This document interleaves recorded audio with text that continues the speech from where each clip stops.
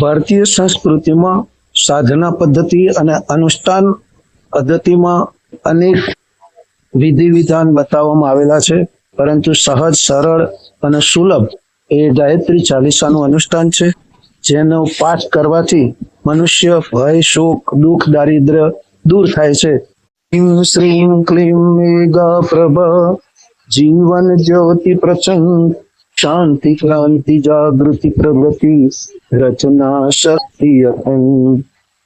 जगत जननी मंगल करनी गायत्री सुखधाम प्रणवो सावित्री स्वधा स्वाहा पूर्ण काम. भूर्भुवः स्वः ॐ युत जननी गायत्री नित कलिमल दहनी अक्षर 24 परम पुनीता इनमें बसे शास्त्र श्रुति गीता.